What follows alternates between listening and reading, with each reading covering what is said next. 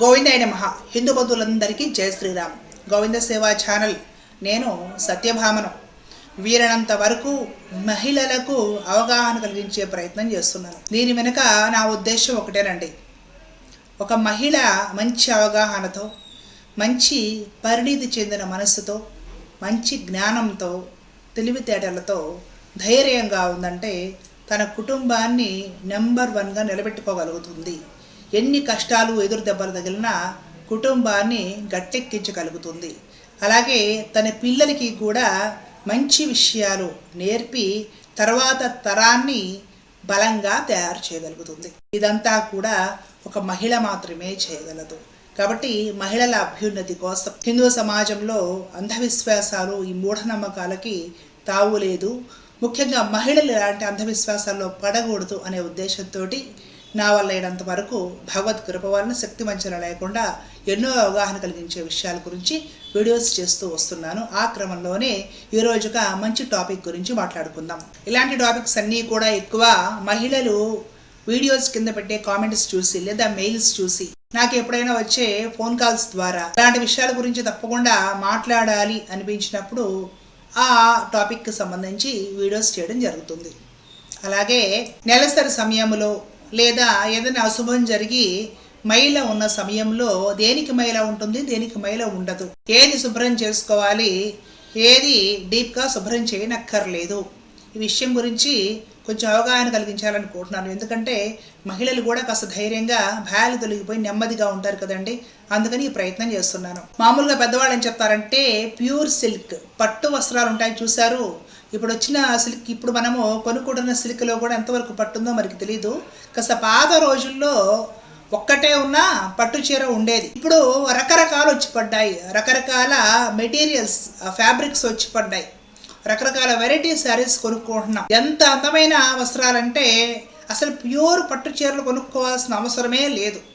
అంత అందమైన చీరలు, అందమైన డ్రెస్సులు ఈరోజు ఇప్పుడున్న పరిస్థితుల్లో మార్కెట్లో రకరకాలుగా దొరుకుతున్నాయి. పాత రోజుల్లో పట్టు చీర ఎవరికైనా 1-2 ఉన్నా కూడా అవి ప్యూర్ పట్టు చీరలే ఉండేవి. ఇప్పుడు ఇచ్చినట్టు రకరకాల మిషన్లు లేవు, రకరకాల వెరైటీస్ తయారు చేయడమో లేదు.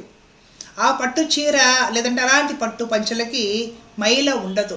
ఏది ప్యూర్ పట్టు వస్త్రమో దానికి మైల ఉండదు అని చెప్తారు పెద్దలు. అంటే ఏంటంటే పూజ చేసేటప్పుడు లేదంటే దేవాలయాలకు వెళ్ళొచ్చినా లేదంటే ఏదైనా శుభకార్యానికి వెళ్ళొచ్చినా ఆ పట్టు వస్త్రం వాడి ఆ తర్వాత దాన్ని ఉతకాల్సిన అవసరం లేదు.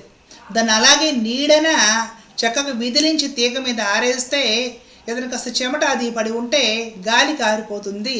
దాన్ని చక్కగా మళ్ళీ మడతలు వేసి ఆ కాలంలో ట్రంకు పెట్టెల్లో పెట్టుకునేవాళ్ళు. అలాంటి వస్త్రాలకి మైల ఉండదు అని చెప్తారు. అలాంటి వస్త్రాలు ఎట్టి పరిస్థితుల్లో కూడా నెలసరి వస్తుందనగా లేదా నెలసరిలో ఎవ్వరూ కట్టుకునేవాళ్ళు కాదు. నెలసరి అంటే అందరూ ఏదో మొతక బట్టలో కాటన్ బట్టలే కట్టుకునేవాళ్ళు ఆ రోజుల్లో. ఎవరికైనా కూడా అండి నెలసరి ఈ టైంలో అన్నప్పుడు 1-2 రోజులు అటు ఇటుగా కూడా రావచ్చు. కాబట్టి ఎప్పుడూ గుర్తుపెట్టుకోండి, నెలసరి ఈ టైంకి కదా ఆ టైంకి వస్తుందేమో అనేసి ముందు రోజు ఏదైనా కార్యక్రమాలు ఉంటే మంచి బట్టలు కట్టుకోవడం అవి ఎప్పుడూ చేయకండి.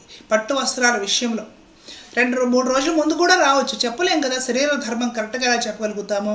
కాబట్టి నెలసరి మీకు ఏ డేటో ఆ డేటు ఒక 3 రోజుల ముందు నుండే ఇలాంటి పట్టు వస్త్రాలు అవి ధరించడం మానేయండి. ఇప్పుడు వస్తున్న రకరకాల ఫ్యాన్సీ వస్త్రాలు ఎన్నో ఉన్నాయి కదా, అవి ఏదైనా ధరించండి. అలా కాకుండా పట్టు వస్త్రాలు ఏదైనా సరే ధరించి ఉన్నప్పుడు ఎవరన్నా పోయారనో ఎవరన్నా పుట్టారనో జాత శౌచం వ్రత శౌచం వచ్చినట్లుగా కబురు అందితే అది ఈ పట్టు వస్త్రానికి మైల ఏమీ ఉండదు. మామూలుగా పట్టు వస్త్రం కట్టుకోనున్నా దాన్ని నీడగా ఆరేసి మడత పెట్టుకొని మీరు అల్మారాలో పెట్టేసుకోవచ్చు. పట్టు వస్త్రాలు కాకుండా మామూలుగా కాటను, ఆర్గంజా, షిఫాను, ఇప్పుడు రకరకాలు ఎన్ని రకాల ఫ్యాబ్రిక్స్ తోటి చీరలు లేకపోతే డ్రెస్సులు ఉంటాయో అవన్నీ కూడా మైల కిందకే వస్తాయి. మనం ధరించి ఉన్నప్పుడు పీరియడ్స్ అయినా కూడా వాటిని ఖచ్చితంగా ఉతికే ధరించాలి. మనం ధరించి ఉన్నప్పుడు ఏదైనా కబురు అందింది, ఎవరైనా పోయారనో లేకపోతే ఎవరైనా పుట్టారనో, ఆ కబురు అందినంత మాత్రాన ఏమీ కాదు. అవి కొత్తవైతే నీడని ఆరేసుకొని మడత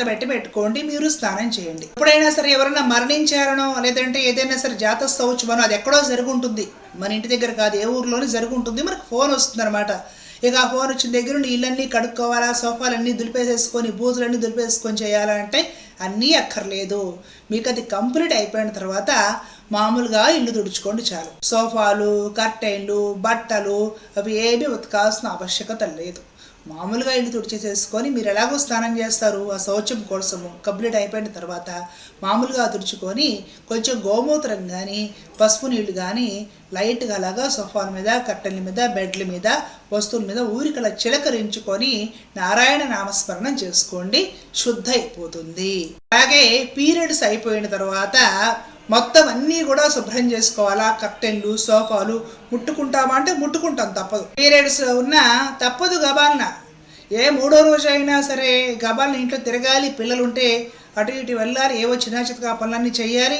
మరి ఏ సోఫాలో, బెడ్లో, బెడ్షీట్లు తాకుండా మడతలు వేయకుండా తప్పదు. ఎవరు చేస్తారు అవన్నీ?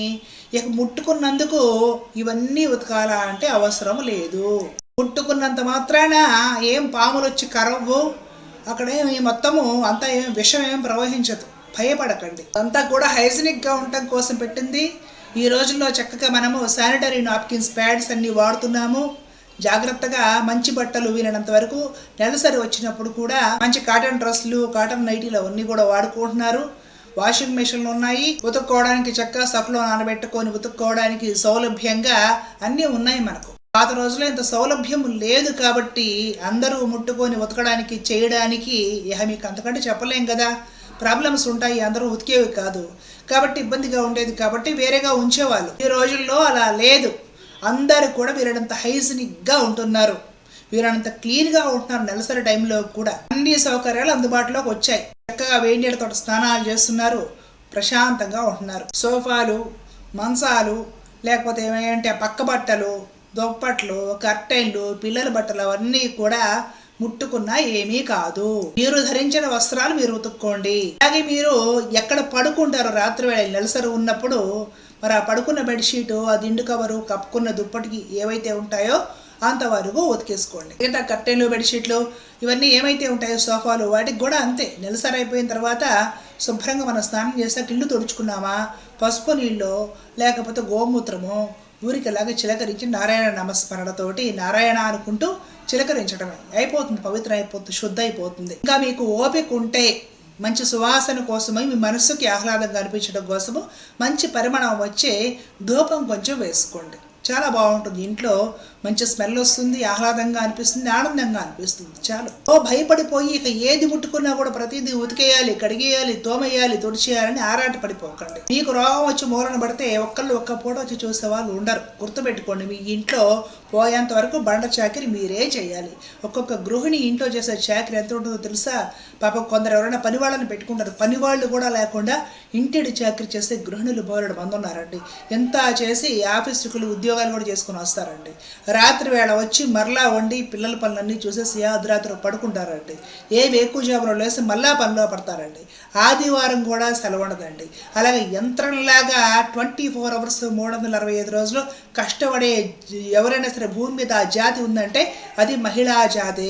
గుర్తుపెట్టుకోవాలి. వాళ్ళని భయపెట్టడము, వాళ్ళని భూతద్దంలో బూచిని చూపించి అది ముట్టుకోకూడదు, ఇది అంటుకోకూడదు, ఏదో అవుతుంది, నెగిటివ్ ఎనర్జీ, బొంగు భోషణం అనేసి ఇలాంటి మహిళల్ని కూడా భయపెట్టే వాళ్ళు ఎవరైనా ఉన్నారంటే వాళ్ళు నర్రోప రాక్షసుల కింద లెక్కండి. 24 గంటలు యంత్రాల్లా కష్టపడతారండి మహిళలు. డబ్బుండి ఏసీ గదుల్లో పని మనుషులు పెట్టుకొని సుఖపడే మహిళలు కొందరు ఉండవచ్చును, వాళ్ళ అదృష్టం అది, మనం కాదనం. వాళ్ళు చల్లగా అలాగే ఉండాలి ఎవరైనా. కానీ ఏమీ లేక కుటుంబం కోసం, సంసారం కోసం, పిల్లల కోసం, జీవితం కోసము నెలసరిలో కూడా 2 బస్సులు మారి ఉద్యోగాలు చేసుకుని రాత్రికి ఇంటికి వచ్చే మహిళలు ఉన్నారండి.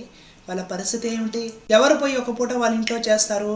కాబట్టి అలాంటి మహిళలని భయపెట్టడం మహా పాపం, గుర్తుపెట్టుకోండి. అలాగే పట్టు వస్త్రాలతో పాటుగా ఉన్ని వస్త్రాలు, ఉత్తరాదిని తెలుసు చాలామందికి, దక్షిణాదిని మనం పెద్దగా వాడమనుకోండి.